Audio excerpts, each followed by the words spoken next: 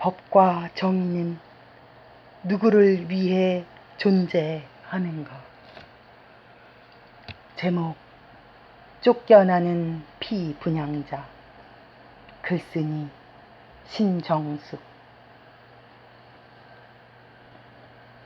2005년 여름, 한참 부동산 경기가 호황을 누릴 무렵 전화벨이 울린다. K쇼핑몰 부장이라고 한다. 최고 요지에 K쇼핑몰이 들어선다. 계약금 100만 원만 내면 나머지 금액은 전액 대출해준다. K쇼핑몰 완성 후 임대는 책임지겠으며 1년간 월 50만 원 정도의 임대료도 보장해 준다는 내용이다. 나는 생각 좀 해보겠다고 하고 전화를 끊는다. 담보가 있어도 대출받기 어려운데 알아서 대출도 해주고 1년간 임대료도 보장해 준다고 하니 웬 횡재인가 싶었다. 다음날 모델하우스를 방문해 분양 담당 K부장을 만났다. 현장에 가보니 위치도 좋은 곳이라는 생각에 덜커덩 계약을 한다. 몇 달 뒤 모델하우스를 방문했다. K부장과 관계자들이 없었다. 그들은 분양이 80% 이상 되면 다른 분양소로 철새처럼 떠난다고 한다. 찰떡같이 믿었던 직원들이 없어져 황당하고 불안했지만 분양받은 계약서가 있고 시행사가 있으니 별일이야 있겠나 라고 생각했다. 그 후 1년 정도가 지나 쇼핑몰이 완성된다. 한 구자가 4평 정도 된다고 했는데 실평수는 1평 정도였다. 주차장도 작고 출구는 비좁아 보였다. K시행사는 1년 동안 임대 보증 약속만 지키려고 전화, 전단, 라디오, TV 등의 광고를 하여 임차인을 모집한다. 시행사는 법망을 피하기 위해 보증기간 1년 동안 관리할 A관리 이사를 임의로 선임하고 사라진다. 임명된 A관리 이사는 보증기간인 1년 전도가 되자 임차인들이 임대료와 관리비를 잘 내지 않는다는 이유로 전기 공급을 중단하고 K쇼핑몰 문을 닫는다. A관리 이사는 1년이 지나 이사 자격을 상실하자 새로운 관리 이사를 뽑기 위해 피분양자 모임을 개최했다. 카리스마가 있어 보이고 3개월 뒤, 6개월 뒤, 1년 뒤의 계획을 자신감 넘치게 설명하는 B씨를 관리이사로 다시 뽑는다. 피분양자들은 새 관리이사를 믿어보기로 하고 B관리이사가 약속한 달에 임대료를 받을 것을 고대하고 있었다. 그러나 그도 시행사와 결탁한 관리이사였다. 임대는 80% 이상 되었는데도 임대료를 주기는커녕 개업 전 공실 관리비를 내라는 것이다. 비관리 이사는 1년 넘게 관리비뿐만 아니라 피분양자가 받아야 할 임대료까지 착복하고 있었다. 그 후 몇 달 뒤 공실 관리비 건으로 법원에 참석하라는 통지서를 받았다. 며칠 뒤 시간을 내어 관리 이사를 만나러 가 보았다. 8층짜리 쇼핑몰인데 6층 전체를 관리실로 쓰고 있었다. 직원도 수십 명이었다.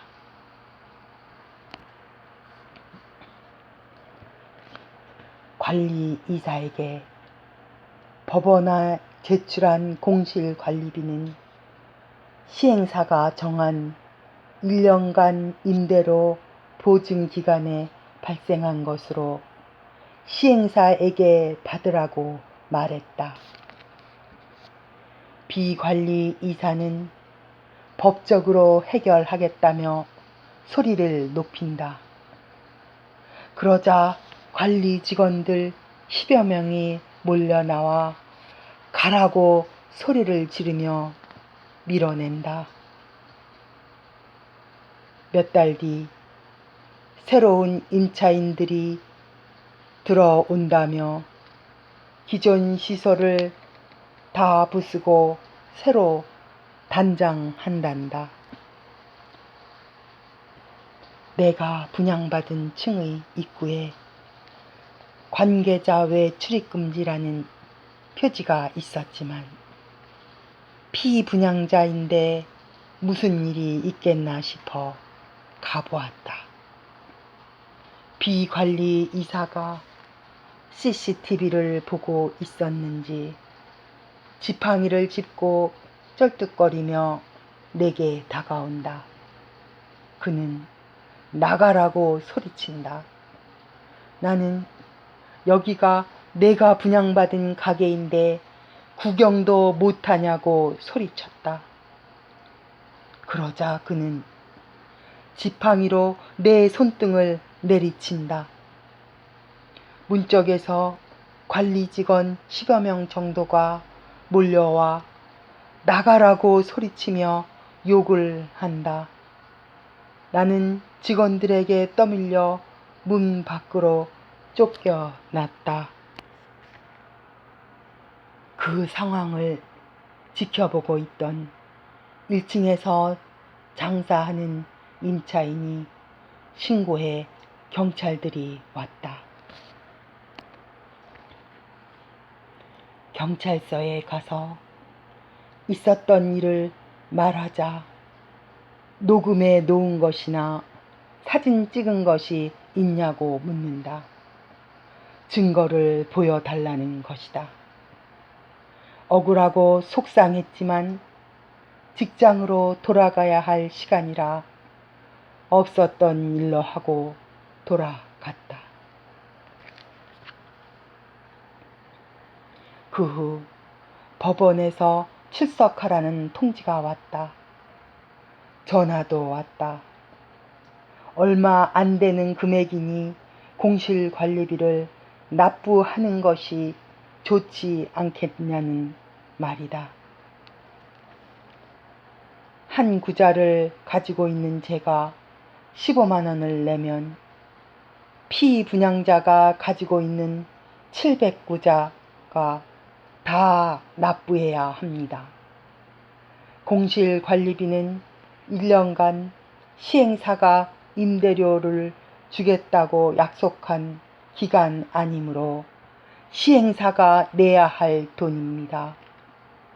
피분양자들은 임대된 지 5년 이상 지났는데도 임대료도 한 푼도 못 받고 있습니다. 그러니 피고이지만 법적 투쟁을 계속 하겠습니다. 라고 말했다. 나는 피고가 되어 법원에 출석했다. 판사들을 보자 목이 메이고 눈물이 펑펑 쏟아진다. 공실관리비 1차 소송에서 고발당한 피분양자들이 이겼다. 관리이사는 또다시 항소를 했다.